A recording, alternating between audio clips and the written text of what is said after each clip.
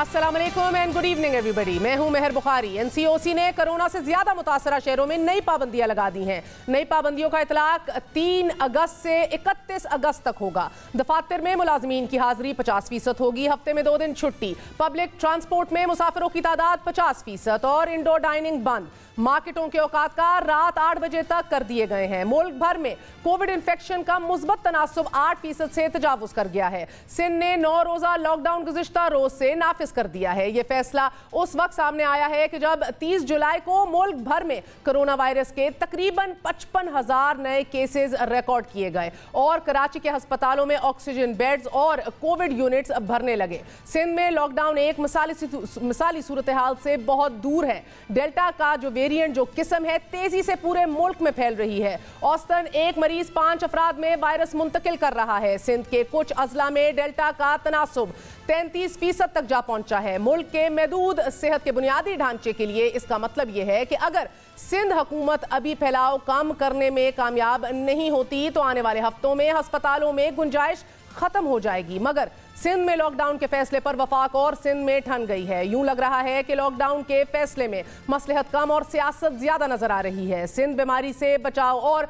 वफाक भूख से बचाव की अपनी अपनी दलील दे रहा है, मगर हिकमत से कोई फरीक काम नहीं लेता दिखाई दे रहा। सिंध हुकूमत के पास लॉकडाउन का जवाब तो है, मगर अस्पतालों में बुनियादी सहूलियात के फुकदान पर जवाब नहीं है। इसी तरह वफाक लॉकडाउन के हक में नहीं, मगर वफाक के पास इस सवाल का जवाब भी नहीं है कि कोरोना की ये मौलक किस्म मुल्क में दाखिल कैसे और किसकी कोताही से हुई। सूबे और वफाक की ये जंग जो पहले तरक्याती बजट, एनएफसी अवार्ड, गैस पानी की तकसीम और इंफ्रास्ट्रक्चर के हवाले से एडमिनिस्ट्रेटर की तैनाती के हवाले से जोरों पर थी, ये लड़ाई अब कोरोना जैसी खौफनाक वबा पर लड़ी जा रही है। एक खसूसी रिपोर्ट मुलाहिजा कीजिए।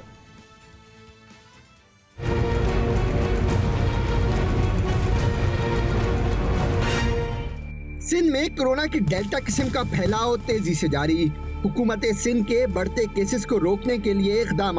सेक्रेटरी सेहत के नोटिफिकेशन के मुताबिक शहर के 11 कोरोना वैक्सीनेशन सेंटर को मास वैक्सीनेशन सेंटर का दर्जा दे दिया गया, जहां 24 घंटे वैक्सीन लगाने का सिलसिला जारी रहेगा।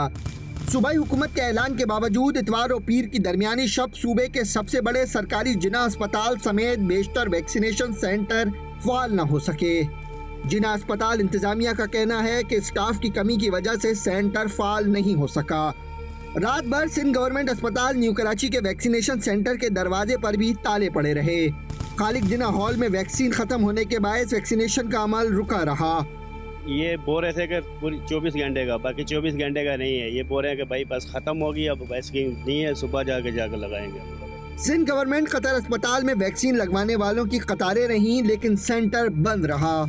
रात को 1:30 बजे में आई, यहाँ कोई सर्विस नहीं थी, सब बंद पड़ा था, अंधेरा था। पूरी रात से ये मेरी आवाम यहाँ पर परेशान है भाई। हमको कितने दिन हो गए यहाँ पर आते आते। अभी तो कोई भी नहीं आया, फिलहाल 4 बजे से खड़े हुए हैं, कोई भी नहीं आया, अभी तो दरवाजा बंद है। इतवार और पीर की दरमियानी शब सिंध गवर्नमेंट अस्पताल लियाकताबाद में वैक्सीनेशन का अमल जारी रहा। न्यू कराची चिल्ड्रन अस्पताल में मैनुअल एंट्री के बायस वैक्सीन लगवाने वालों की कतारें रहीं। बदनज़मी और धक्कम पेल के बायस वैक्सीन लगवाने के लिए आने वालों को मुश्किलात का सामना रहा। कैमरामैन सलमान अहमद के साथ मोहम्मद आरिफ, हम न्यूज़, कराची। एक अफरा तफरी है, एक हंगामा राई देखने को मिल रही है। साथ ही सिंध हुकूमत ने आज जो है पूरे सूबे के अंदर यूनिट्स डिस्पैच कर दिए वैक्सीनेशन के लिए। किसी को अपनी नौकरी की वजह से वैक्सीनेट होना पड़ रहा है और दीगर लोगों को भी बाहर अपनी अफरा तफरी के लिए फिरने के लिए अपने वैक्सीनेशन कार्ड्स दिखाने पड़ेंगे। ये काम करना पड़ रहा है, लेकिन इस हवाले से हमारी कौमी क़यादत गुत्तम गुत्ता जो रही है, मुलाहिजा कीजिए। अगर हमारा ये सिलसिला नाकाम होता, अगर भारत की तरह कराची में या हमारा पूरा सूबा में कोरोना वायरस का फैलाव होता है जैसे भारत में हुआ, तो उसका जिम्मेदार खान साहब और उनके वज़रा जो इस किस्म के बयानात दे रहे हैं। हिंदुस्तान ने अपनी तबाही कर ली। आज हिंदुस्तान के अंदर हालात देखें, गुर्बत देखें, उनकी माइशत का हाल देखें, वो किधर थी, पाकिस्तान किधर था। आज अल्लाह का शुक्र है पाकिस्तान किधर है और हिंदुस्तान की तबाही कितनी हुई। सिंध हुकूमत में अब अगली हुकूमत हम बनाने जाएंगे सिंध के सूबे के अंदर, इस हवाले से भी सियासत शुरू हो गई है। बात करते हैं अली अवान साहब से, मुआवने खसूसी हैं वज़ीर आज़म के ऑन CDA अफेयर्स। हमारे साथ मौजूद हैं कादर खान मंदोखेल साहब, मेंबर कौमी असम्बली हैं, पीपल्स पार्टी से ताल्लुक़ रखते हैं। आप दोनों का बहुत बहुत शुक्रिया। अस्सलाम वालेकुम। अली अवान साहब, आपसे आगाज़ करूँगी। मुल्क के अंदर नेचुरली एक बड़ी संगीन सूरत हाल है। कोरोना के हवाले से लोगों को अभी भी समझ नहीं आ रही कि ये सूरत हाल कितनी गंभीर होती चली जा रही है। एक ऐसे मौके के ऊपर एक दूसरे के ऊपर डायरेक्ट इल्ज़ामात लगाना, सिंध की हुकूमत बनाने की बात वफाकी वुज़रा कर रहे हैं, एक दूसरे की इनकॉम्पिटेंस को हाईलाइट कर रहे हैं। दीगर इशूज़ हों उस पर तो समझ आती है, पानी की तकसीम हो, गैस की किल्लत हो, बजट हो, तरक्याती बजट हो, इन चीज़ों, मगर कोविड के ऊपर भी अब सियासत देखी जाएगी इस मुल्क में। थैंक यू मेहर। मैं थोड़ा इसका पस मंज़र दे देता हूँ। हमारी जो फर्स्ट वेव आई थी और उसके बाद भी अपोजिशन ने बहुत ज़्यादा शोर शराबा किया था। इवन बिलावल भुट्टो साहब ने असेंबली के अंदर खड़े होकर इंपीरियल कॉलेज की एक स्टडी शेयर की थी, उसे रीट्वीट किया था और उन्होंने कहा था कि इस डेट तक पाकिस्तान में डेली बेसिस पे 70,000 लोग फौत होने लग जाएंगे। उन्होंने कहा था कि आपने इंडिया की तरफ देखना है, जिन्होंने जिस तरह का लॉकडाउन किया है वो बेहतरीन लॉकडाउन है, हमें भी वही पॉलिसी अपनानी चाहिए। उन्होंने ये कहा था कि पाकिस्तानी भूख से नहीं मरेंगे, कोविड से मर जाएंगे। उसके ऊपर हमने एक पॉलिसी दी थी और पूरी दुनिया ने उसको अप्रिशिएट किया जब वो कामयाब हुई। वो पॉलिसी क्या थी कि हमने स्मार्ट लॉकडाउन्स की तरफ गए, हम माइक्रो हैंडलिंग की तरफ गए और हमने साथ साथ वैक्सीनेशन प्रोसेस को तेज़ किया। आज अल्हम्दुलिल्लाह पाकिस्तान के बारे में सिर्फ पाकिस्तान, दुनिया के जरीदे, दुनिया के इंटरनेशनली जो इदारे हैं वो क्या कह रहे हैं। फोर्ब्स इंटरनेशनल लिखता है कि पाकिस्तान, दुनिया, इंडिया और अमेरिका को पाकिस्तान से सीखना चाहिए कि किस तरह उसने इकनॉमिक टर्न अराउंड किया और किस तरह वबा से अपना जान छुड़ाई। वर्ल्ड बैंक कहता है कि जो एहसास प्रोग्राम है, जो स्टिमुलेशन प्रोग्राम जो दिया था प्राइम मिनिस्टर इमरान खान ने पाकिस्तान के लोगों को, वो 9 करोड़ लोगों तक पहुंचा। हर 3 में से 1 घर तक वो फैसिलिटी गई और 244 अरब रुपया बड़े स्मूथ तरीके से लोगों के दहलीज तक पहुंचे फिंगरप्रिंट के तौर पे। उसके बाद कोवैक्स फैसिलिटी थी, दुनिया ने, पूरी दुनिया जो 194 लोग उसके मेंबर्स थे, उसने हमारे साथ एग्रीमेंट किया कि 4,70,00,000 वैक्सीन को जिस दिन कोरोना शुरू हुआ था और उसके 1 साल तक पाकिस्तान को मिल जाएगी। पर आपको पता है कि इस मेडिसिन डिप्लोमेसी पूरी दुनिया के अंदर उसने बहुत तबाही मचाई है। हमने उसके ऊपर इन्हिसार नहीं किया और अल्हम्दुलिल्लाह आज पाकिस्तान 3 करोड़ लोगों को वैक्सीन लगा चुका है। जो लोग हमारे ऊपर तनकीद करते थे, इंडिया की मिसाल देते थे, नेपाल की मिसाल देते थे, बांग्लादेश की मिसाल देते थे, आज पर मिलियन पाकिस्तान इन तीनों मुल्कों से ज़्यादा है। पर मिलियन 2677 लोग ऐसे हैं जो पाकिस्तान में वैक्सीनेटेड हैं। इंडिया में पर मिलियन 2344 लोग हैं। बांग्लादेश का नंबर बहुत नीचे है, नेपाल का नंबर बहुत नीचे है और पाकिस्तान तरक्की से अपना जो वैक्सीनेशन प्रोसेस है अल्हम्दुलिल्लाह वो आगे की तरफ बढ़ा रहा है। अब आ जाते हैं सिंध की तरफ। हमारा मसला क्या है? सिंध का प्रोगेटिव है, वो समझता है कि उसे लॉकडाउन करना चाहिए, बिल्कुल करे। जो सुप्रीम कोर्ट की जजमेंट है, गाइडलाइंस NCOC लेने नहीं है और जो हमारी पॉलिसी गाइडलाइन है वो ये है कि हमने गरीब का चूल्हा नहीं बुझने देना और मीशत का पहिया नहीं रुकने देना। आप लगाएं स्मार्ट लॉकडाउन, फेडरल एरिया में लगाएं। आपको लग रहा है क्लिफ्टन में बढ़ रहा है, क्लिफ्टन में लगाए, बोर्ड बेसन में लग रहा है, लियाकताबाद में लग रहा है, कुरंगी में लग रहा है, पर उसकी तरीक़ाकार हिकमत अमली के साथ। और जिस दिन आपने कोरोना लगाना है, आपने उसका वैक्सीनेशन प्रोसेस का, वैक्सीनेशन सेंटर्स को बढ़ाना है। मैं और आप इस्लामाबाद में रहते हैं और मेरे जो कोलीग हैं वो इस्लामाबाद आते रहते हैं। इस वक्त इस्लामाबाद के अंदर F9 फैसिलिटेशन सेंटर चल रहा है, ड्राइव इन फैसिलिटी चल रही है।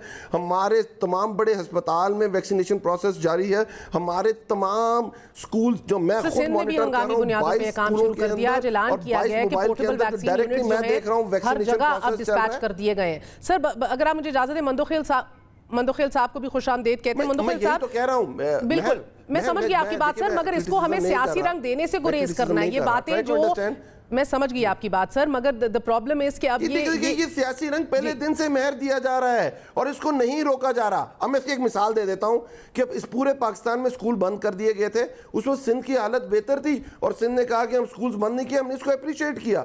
बट अब हालात इस तरफ नहीं। हम, Karachi is the only port जहां से पाकिस्तान का 70% दुनिया के साथ राब्ता है तजारती, और आप ये कह रहे हैं कि आप इंटरसिटी ट्रांसपोर्ट सर्विस बंद कर देंगे। तो आप क्या समझते हैं? आपको पता है सिर्फ इन 7 दिनों में जो ये लॉकडाउन लॉकडाउन करेंगे और इंटरसिटी ट्रांसपोर्ट, हैवी ट्रांसपोर्ट बंद होगी, 244 अरब रुपए का पाकिस्तान को नुकसान पहुंचेगा। हम ये कह रहे हैं आपने करना है लॉकडाउन करें, पर एक हिकमत अमली के साथ, एक विजन के साथ, एक तरतीब के साथ। ये नहीं कि हमने गैलरी प्ले करनी है और हमने कहना है कि हाँ सब कह रहे हैं लॉकडाउन होना चाहिए तो हम भी एक तरह का लॉकडाउन। आपको हिकमत अमली बनाई, पहले वैक्सीनेशन सेंटर ज्यादा करें, पहले वैक्सीनेटर ज्यादा करें। सर इसका जवाब ले लेते हैं मंदोखेल साहब से। मंदोखेल साहब ये बात तो बहरहाल दुरुस्त है अली अमान साहब की और हुकूमत वक्त की।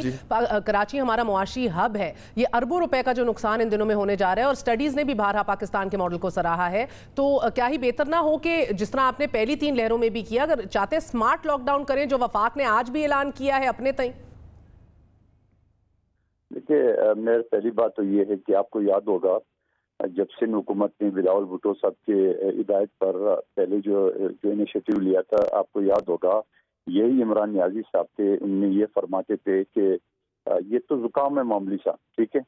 और सिंध हुकूमत ने जब लॉकडाउन और ये सारे सिलसिले शुरू किए तो आपको पता है आलमी अदारों ने उनकी तारीफ शुरू की है। आप तारीफ शुरू करने के बाद अल्हम्दुलिल्लाह उस वक्त भी हमने कहा कि वफाकी हुकूमत की गफलत की वजह से जो यूरोप में, ईरान में, दूसरे मुल्कों में जब ये कोरोना बढ़ गया था, पाकिस्तान में उस वक्त नहीं आता, उन्हें बॉर्डर सील करने चाहिए, उसको बाकायदा कैंप करने चाहिए। आपको याद होगा बलूचिस्तान में जो बॉर्डर का हाशर की है, वहाँ जो कैंपों में लोगों को घुसाया गया। अभी भी कराची में जो डेल्टा वेरिएंट आया, इसका जवाब कौन देगा सर? बिकॉज जो लोग पॉजिटिव टेस्ट हुए उनको अफरा तफरी और घुलने मिलने की इजाजत भी दी। कुछ हायर अप्स के कॉल्स आए जिनकी जान पहचान थी, उन्होंने अपने VIP पॉजिटिव जो दोस्त थे उनको कहा कि इनको आप क्वारंटीन ना करने दीजिए, इनको भेजिए, ये खुद क्वारंटीन कर लेंगे। ऑफ कोर्स उसके बाद हम देख रहे हैं पूरे मुल्क के तूल और अर्ज में डेल्टा वेरिएंट कैसे फैल रहा है। मेरे अगर आप VVIP की बात करें, मुझे नहीं पता अगर VVIP के साथ इस तरह कोई रिलीफ अगर उसको रियायत दी गई है तो VVIP ने लालूकेट और बल्दिया टाउन, एहतियात टाउन में नहीं घूमना था, वो अपनी VIP जगह पे बैठे हो गए जिससे गालिबन लोगों को नुकसान नहीं भी हो सकता था। आपकी बात का मैं सिर्फ जवाब दे रहा हूँ, मुझे नहीं पता इस बात का। ठीक है, सवाल ये है कि आप मुझे एक बात बताएं कि ये जितना 2 दिन पे तूफानी बदतमीजी इनकी, ये जो गवर्नर सिंध इनका बैठा हुआ है जिनका और कोई काम नहीं है सिवाय सुबह शाम खाने खाना और सिंध हुकूमत के खिलाफ बोलना, जबकि वफाक का नुमाइंदा होता है, उनका सियासत से कोई ताल्लुक नहीं होता है।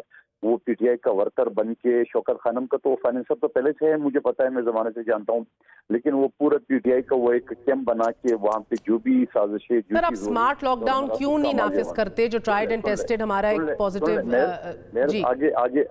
आगे जुमला सुन लें। आपने अवान साहब को बहुत इजाजत दी, मुझे भी थोड़ा सा जुमला कंप्लीट होने दें। अच्छा, उसके बाद आपको क्या हुआ कि मेयर जब ये दोबारा कोरोना, आपको बताया ये फिगर मेरे नहीं है, ये NCOC का है कि 30% से ज्यादा कराची सिंध में जो है ना वो कोरोना की बढ़ गई। आपको याद होगा पिछले दिनों में, पिछले हफ्तों में जब इस्लामाबाद में 1 से 4% तक बढ़ गया तो कलबली मच गई है, अफरा तफरी हो गई है। कौमी असम्बली में मैं और ये अवान साहब हम जाते थे तो हर स्टेज पे हमने मास्क और ये सारे सैनिटाइजर देते थे, ठीक है। आज वो सैनिटाइजर वगैरह मास्क नहीं दे रहे तो कंट्रोल हो गया, कंट्रोल था और कम रेशो था। अब कहाँ 4%, कहाँ 30%, तो जमीन आसमान का फर्क है। और फिर ये कोई बिलावल भुट्टो साहब ने या मुराद अली शाह ने अपने कमरे में दोनों ने मिलकर फैसला नहीं किया, बाकायदा सिंध टास्क फोर्स, बाकायदा जो तमाम अदारे मौजूद है उनके रिकमेंडेशन पे और ये फैसला किया गया। चलो थोड़ी देर के लिए आप कह दो बकौले PTI के लोगों का कि हमने गलत फैसला किया और गवर्नर असद उमर साहब ये सारे जो चिल्ला रहे थे, आज क्या हुआ फिर असद उमर साहब को? आज उसने प्रेस कॉन्फ्रेंस करके वही यू टर्न के जो मास्टर है यू टर्न लेके दोबारा सारे, अच्छा सुबह को इख्तियार दे रहे हो। भाई मेरी बात सुनो, जब सुबह को इख्तियार था तो 2 दिन से आप क्यों चीख रहे थे, आप क्यों बोल रहे थे? जब आज आपने खुद बोला कि हम सुबह को इख्तियार दे रहे हैं कि वो 2 भी दिन दे दे। भाई जब आपने 18वीं तरमीम के जरिए जहां आप हेल्थ का और एजुकेशन का हमारे सर पे मार रहे हो कि 18वीं तरमीम में आप संभाले, तो भाई ये भी एक महकमा है हेल्थ है जिसका सिंध हुकूमत का। ठीक है सर, ये तो बाहर अली अमान साहब बात दुरुस्त है कि वो मुंतज़िम आला है, वो अपने सूबे को जवाब दे हैं। उधर आपके पॉजिटिविटी रेट जो है तबाहकुन है, पूरा सूबा जो है वो मुतासिर हो रहा है। तो अब ऐसी सूरत हाल में वो कहते हैं डॉक्टर से बात कर लीजिए, हमारी टास्क फोर्स के रिकमेंडेशंस देख लीजिए जो दी जा रही हैं। इस हवाले से आज जिस तरह असद उमर साहब ने कहा कि सूबा बिल्कुल अपना फैसला कर सकता है, सर इसको किस तरह लिया जाए फिर? क्या ही बेहतर होगा कि एक दफ़ा जो मुशावरत होगी, NCOC ने नोटिफिकेशन जारी करना था, नहीं किया, बाद ने अपना फैसला किया। क्या आपको लगता है फैसले की अनाउंसमेंट से पहले भी एक और दफ़ा एतमाद में ले लेना चाहिए था कि इस तरह की सूरत हाल ना सामने आए? और वो कहते हैं कि अगर हालात भारत की तरह हो गए, बिलावल साहब कहते हैं इसका जिम्मेदार इमरान खान होगा। मैं ये बात कर रहा हूं कि हम जिम्मेदारी वो लोग नहीं जो जिम्मेदारी नहीं लेते। अगर आपको याद हो कि जब ये पहले भी ये इल्ज़ाम लगा था, जब फर्स्ट वेव आई थी और हम ये कह रहे थे बड़ी सीरियस चीज़ है और उसके ऊपर हमने पूरे स्टेप्स लिए थे और जिसकी बेस पे आज दुनिया में अप्रिशिएट कर रही है, तो उस चीज़ का मजाक उड़ाया गया था। पीडीएम ने सेकंड फेज़ में कहा था, इनके लीडर्स ने, बिलावल तो ये कहते थे कि कोरोना मजाक है, राना सनाउल्लाह साहब कहते थे कि जिस जगह हम जलसा करते हैं वहाँ से कोरोना भाग जाता है, मौलाना फजल जो उनके सुप्रीम लीडर हैं वो ये कहते थे बंदा जब जागता है तो कोरोना जाग जाता है और जब बंदा सोता है तो कोरोना सो जाता है। तो सीरियसनेस तो इनकी उस वक्त नज़र आ रही थी। बात करने का मकसद ये कि एनसीओसी ब्रॉडर गाइडलाइंस देता है और ब्रॉडर गाइडलाइंस ये हैं कि हमने मईशत का पहिया चलने देना है और गरीब का चूल्हा बुझने नहीं देना। हम ये कह रहे हैं कि जो आपने फैसले करने हैं, जैसे मैंने पहले भी इसकी एक मिसाल दी कि हमने कहा कि अब हमारे पूरे पाकिस्तान में सिंध के अलावा कोविड जब थर्ड वेव में सब ज्यादा था, स्कूल हमने बंद कर दिए, सिंध ने खोली रखे, हमने इसको अप्रिशिएट किया।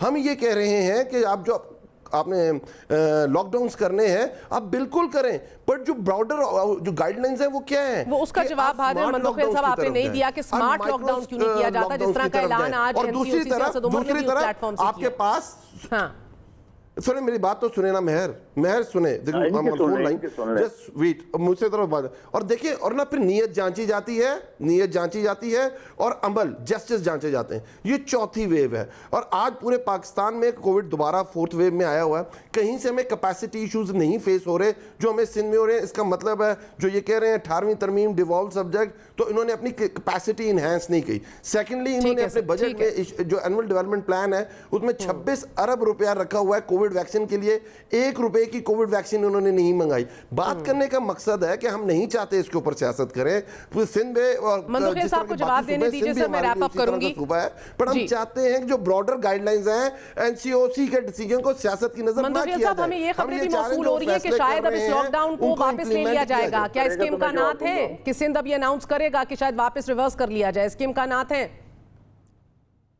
देखिए बात ये होता है ना, मैं एक चीज ये बताऊँ कि अब इनकी कौन सी बात का जवाब दो। इनकी दायित्व पे तो हम नहीं चलने वाले। हमारी अपनी पॉलिसी है, हमारी अपनी हुकूमत है, हमने अपने लोगों के ख्याल रखना है। इनकी कहने पे तो चलें तो आज मुल्क कहाँ चला गया। आज महंगाई और सारी, अभी पेट्रोल का हवाला देख ले, आपके साथ 120 रुपए लीटर खुदा का खौफ ले, आप महंगाई देख ले, आप ये सारी चीजें, और फिर ये कोरोना की मद में जो खरबों रुपए इनके पास आ गए, ये कहाँ हड़प हो गए। इनके उसका ऑडिट भी सर अभी पब्लिक अकाउंट्स कमेटी के अंदर सवाल उठाए जा रहे हैं। बिल्कुल इनकी बगल से जाने दो, जरा ये नेब इनके बगल से निकल जाए तो उनको पता चल जाए कि ये इनकी बेटे जिस तरह वजीर सियासत ने उनकी पहले ये करप्शन को किया, वो सारे दास्ताने। बहुत बहुत शुक्रिया। हमारे साथ कादिर खान मंदोखेल मौजूद थे और अली अवान साहब मौजूद थे। बहरहा एक दूसरे की हिकमत अमली से इत्तफाक नहीं करते, लेकिन आप ये ज़रूर यकीन रखिए कि दोनों SOPs में ज़रूर यकीन रखती हैं, सिंध हुकूमत भी, वफाकी हुकूमत भी और हर आलमी रिसर्च। बराए मेहरबानी समाजी फासला इख्तियार कीजिए, मास्क पहन के रखिए और इस चौथी लहर में अपना बहुत ख्याल रखिए। ये ख़तरनाक तरीन वेरिएंट्स लेकर आई है जिसका पता भी नहीं लगता जब तक आपके ऑर्गन्स को और बिलखसूस आपके लंग्स को नुकसान हो गया होता है, and it's too late then. थोड़ा सा वक्फा लेंगे, बात करेंगे PMLN की अंदरूनी सियासत पे, LNG और पेट्रोलियम के हवाले से गलत फैसला साजी और महंगाई के ऊपर। से विदास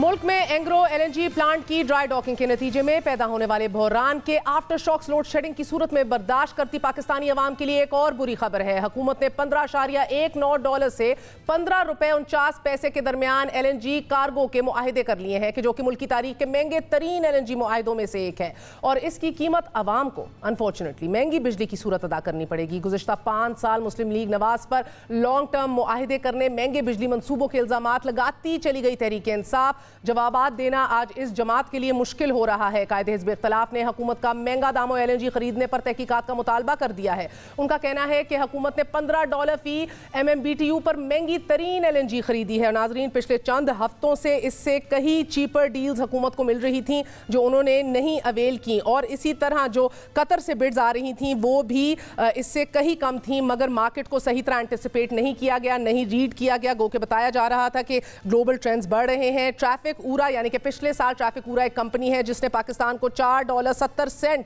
में सारी पाकिस्तान के मुआहदे और डील्स खरीदने की बात की थी, लेकिन उस वक्त टेंडर नहीं हमने किया। नदीम बाबर साहब ने कोई एक्शन नहीं लिया। आज हम भुगत रहे हैं, ना हमने पिछले साल हेजिंग की। हुकूमत आखिर चाहती क्या है? महंगाई की सूरत में भी लोगों को सख्त नुकसान हो रहा है और लोगों की चीखें निकल आई हैं। इसी हवाले से बात करते हैं। हमारे साथ मौजूद हैं वफाकी वजीर इत्तलात फवाद चौधरी साहब। बहुत बहुत शुक्रिया आपका फवाद चौधरी साहब हमारा साथ देने का। सर, पहले before coming to politics and LNG deal, मैं आपसे महंगाई के हवाले से बात करना चाहूँगी। महंगाई से की वजह से आम आदमी की चीखें निकल गई हैं। सर, ये ईद पर आपने पेट्रोल बम गिराया और उसके बाद हमने देखा पेट्रोल की कीमतों में इजाफा ही होता जा रहा है। 1.5 माह में 4 मरतबा आप ये इजाफा कर चुके हैं और ये तवातर से अभी जारी है। ये बताइएगा सर कि पहले ही महंगाई काबू से बाहर थी, ऊपर से पेट्रोल की कीमतें कंट्रोल नहीं हो रही। हुकूमत का कहना है कि दिसंबर में महंगाई जो है वो महंगाई मकाओ प्रोग्राम लाएंगे। It seems a little bit too late. ये तो खैर वो जंग अखबार की हेडलाइन थी। प्राइम मिनिस्टर साहब ने तो एक और बात कही थी, एक कॉन्टेक्स्ट में बात कही थी। मुझे बड़ी खुशी है कि कम अज़ कम एंकर्स जो हैं उनको महंगाई का एहसास नहीं होता क्योंकि उनकी तनख्वाहें अच्छी हैं, लेकिन जो आम आदमी है उसमें भी कैटेगराइजेशंस हैं। आप देखिए कि जो मसलन जो लोग ज़राअत से वाबस्ता है, जो 60% आबादी पाकिस्तान की ज़राअत से वाबस्ता है, उनके लिए ये फिगर इस तरह से नहीं है क्योंकि 1100 अरब रुपया जो है इजाफी है वो एग्रीकल्चर इकॉनमी के अंदर गया है। और आप देखिए कि जो फसलें जो हैं, मसलन जो गंदम है 2018 में वो उसकी कीमत 1200 रुपये मन थी, वो इस वक्त तकरीबन 1800 से 2000 रुपये मन है। इसी तरह से जो गन्ना है जो 135 पे था वो तकरीबन 300 के करीब है। इसी तरह से जो आम है वो इस दफ़ा बम्पर क्रॉप हुई है और तमाम ही फसलें हमारी जो हैं बड़ी अच्छी। इसीलिए आपने देखा कि हमारे जो मोटरसाइकिल्स हैं, ट्रैक्टर्स हैं, कारें हैं, उनकी जो दुगनी से भी ज़्यादा उनकी सेल हुई है इस बार।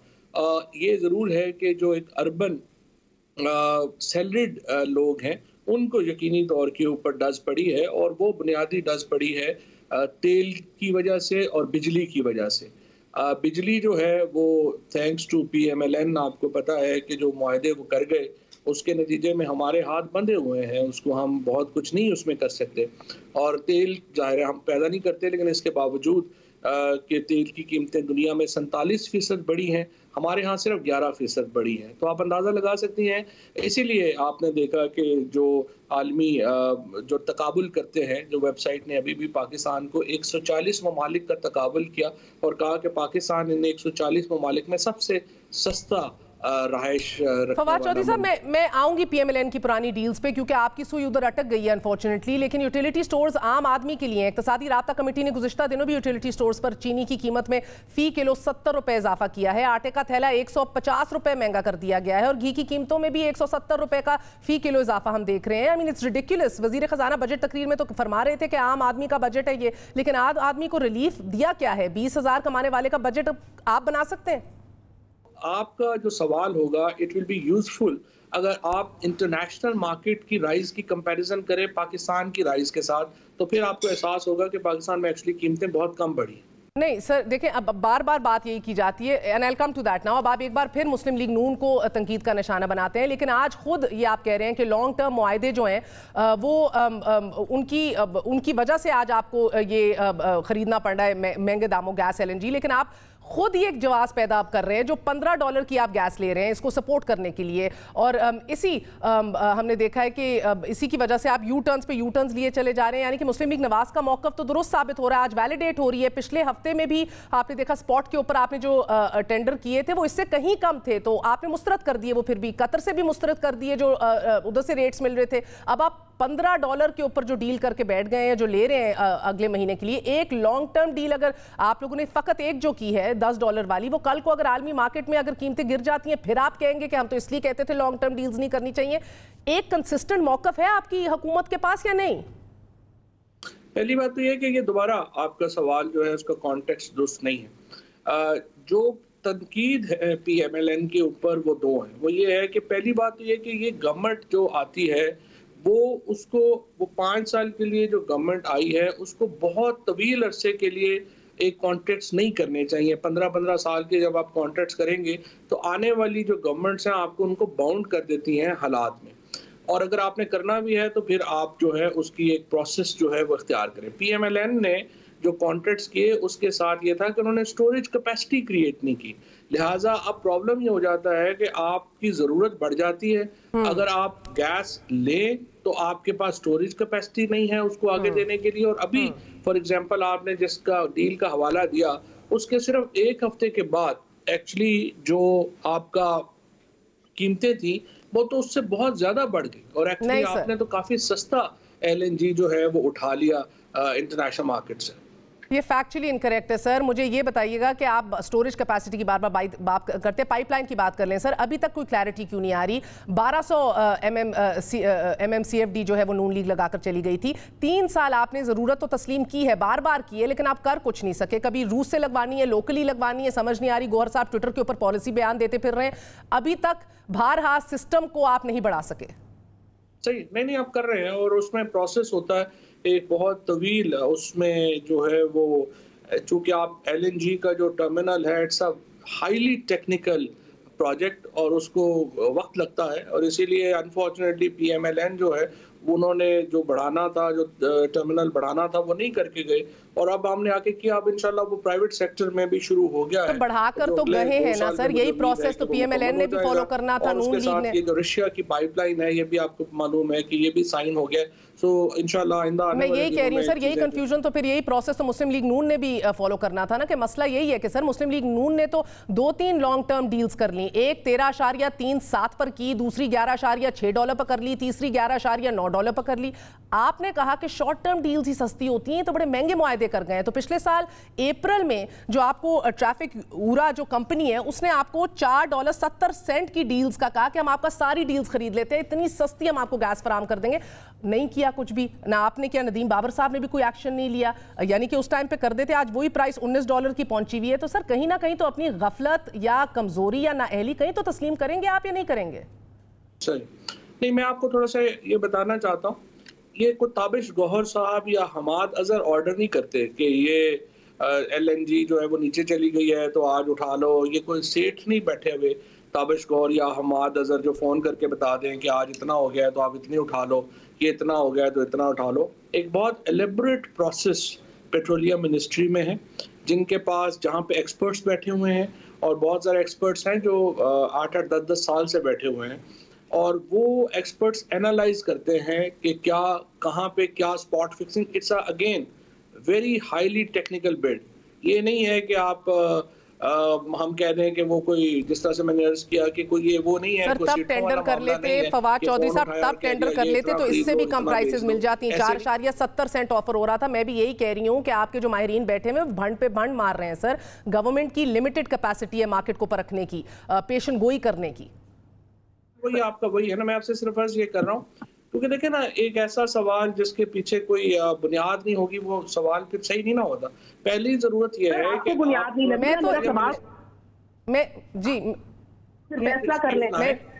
नहीं, मैं कह ये रहा हूँ कि सबसे पहले तो आप पेट्रोलियम मिनिस्ट्री तशरीफ ले जाएं और वहाँ पे तरीका समझें कि ये जो स्पॉट फिक्सिंग के ऊपर, स्पॉट्स के ऊपर जो खरीदारी होती है या जो अमूमी खरीदारी होती है उसका तरीका क्या है, कौन लोग बैठे हैं, कैसे करते हैं, फिर आप ये सवाल रखें। पर मैं आपकी बात समझ रही हूँ सर। यकीनन आपकी जाती राय यही होगी कि एंकर्स ओवरपेड हैं और अंडरवर्क्ड हैं, काम नहीं करते, काम उनको समझ नहीं आती। लेकिन मैं मार्केट समझती हूँ सर। पिछले साल भी प्रोग्राम के लिए मार्केट तारीख की कम तरीन सतह पर था। हमने बड़े प्रोग्राम किए हैं, हेजिंग करनी चाहिए थी आप लोगों को, कीमत कम थी, ऑल टाइम हिस्टोरिक लो थी। ब्रेंट की कीमत पर ही LNG का तयन होता है सर, उसकी कीमत का। और अगर गुज़िश्ता साल खरीदारी कर ली गई जाती तो आज आप धमाल डाल रहे होते। किसी ने हेज नहीं किया। मुस्लिम लीग नून के आखिरी डील 11.6 की थी, आज लॉन्ग टर्म 10.4 की डील आपने कर ली है, मगर होशियारी ये दिखाई है कि डील अगले साल के लिए अब एक्शन में आएगी। इसकी मंतक भी नहीं हमें समझ आई कि 1.25 साल हम क्यों जाया कर रहे हैं। देखिए, मैं विदाउट बीइंग विदाउट उसको किए कि आपको डिनाई किए कि आपका जो इसके ऊपर जो इल्म है वो यकीनन आपने बड़ी मेहनत की हुई है, बट आई विल इंसिस्ट कि आप दोबारा जब इस पे प्रोग्राम करें उससे पहले आप पेट्रोलियम मिनिस्ट्री के साथ एक सेशन रखें so that you understand the process, ताकि आपको पता चले कि ऐसे नहीं होता जिस तरह से आप कह रही हैं कि 10 पे चला गया था और 15 पे चला गया था, आपने क्यों नहीं उठा लिया, उसने क्या नहीं किया। आप पहले उनके साथ बैठें और थोड़ा समझें कि प्रोसेस क्या है, लोग कौन बैठे हुए हैं। वो लोग बैठे हुए हैं जिन्होंने सारी उम्र काम नहीं किया। फवाद साहब, मैं मान लेती हूँ मैं बेवकूफ़ हूँ, मगर क्या चीन भी पागल है? क्या $1 से $2 पर हेजिंग कर रहा है, दूर की डील्स कर रहा है लॉन्ग टर्म? एशिया यूरोपियन ममालिक भी मुआहदे कर रहे हैं, वो भी क्या सब पागल है? चीन 26 कार्गोज के 10 साल का मुआहदा कर चुका है सर। ये सब जरा मंतक से कम है, इनको भी हम अपनी पेट्रोलियम डिवीजन भेज देते हैं कि ये भी कुछ समझ जाए।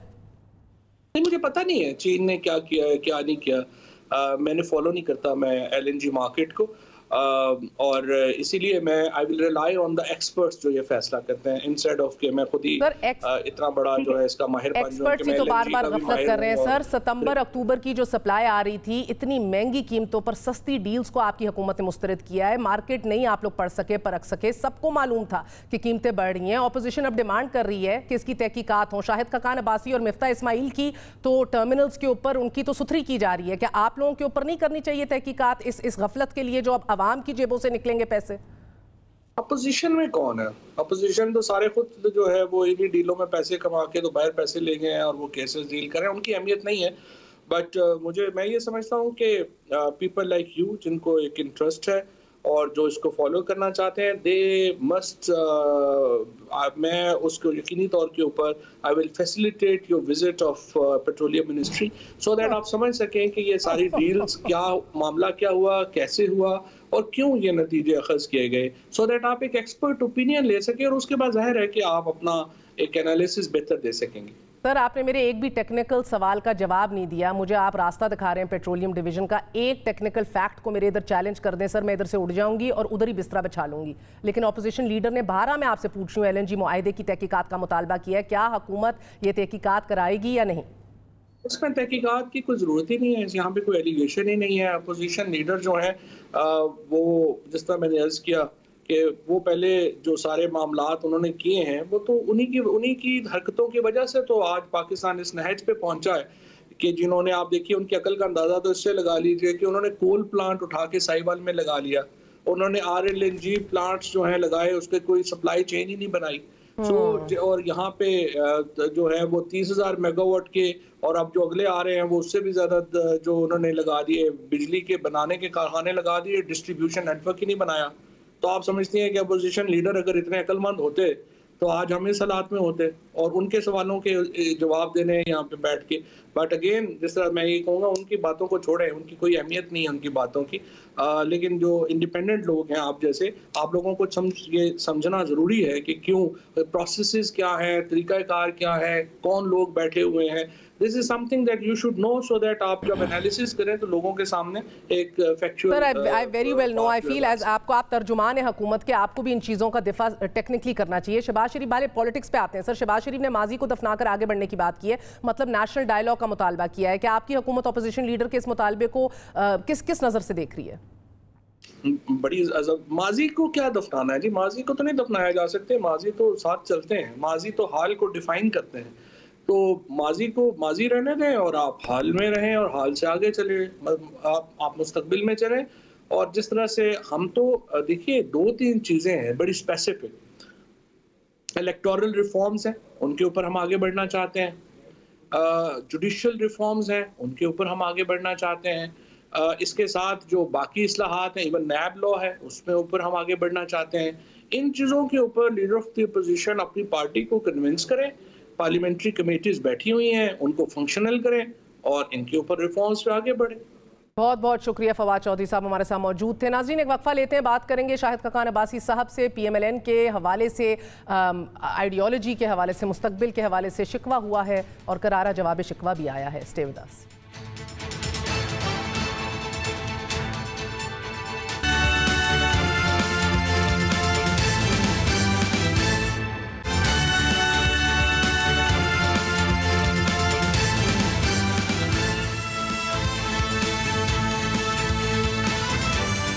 मुफाहमत और मुजामत के जिन दो बयानियों की बाज़गढ़ ज़बान ज़द-ए-आम थी वो अब नून लीग की सियासी हैयत बदल रही है। आज़ाद कश्मीर इंतखाबी मुहिम की जिम्मेदारी मियां साहब ने मरियम नवाज को सौंपी। मरियम नवाज ने एंटी एस्टैब्लिशमेंट का दरीना बयानिया आजमाया। शहबाज शरीफ इंतखाबी मुहिम और मुहिम के बयानी से कोसों दूर रहे। आज़ाद कश्मीर इंतखाबात में शहबाज शरीफ की हिकमत अमली को अक्सर नजरअंदाज किया गया। इंतखाबी बयानिया मुस्तरद हुआ। नून लीग को इंतखाबात में शिकस्त हुई। मुस्तनद ज़राए खबर दे रहे हैं कि नून लीग की आज़ाद कश्मीर और सियालकोट इंतखाबात में शिकस्त और शहबाज शरीफ की बज़ाहिर खामोशी वो डिसाइसिव पॉइंट है इस जमात का कि जहां शहबाज शरीफ और बड़े मियां साहब की मुलाकात तय है। मियां साहब को अब यह तय करना है कि वो कौन सा बयानिया लेकर अगले 5 साल का इलेक्शन लड़ेंगे। शहबाज शरीफ साहब अगले वजीर आजम के कैंडिडेट बनते हुए बहैसियत as a prime minister candidate इंतखाबी मुहिम लीड करेंगे फॉर द नेक्स्ट इलेक्शन। और मरियम नवाज की जारहाना सियासत मजीद 5 साल सीखने के मरहले से गुजरेगी।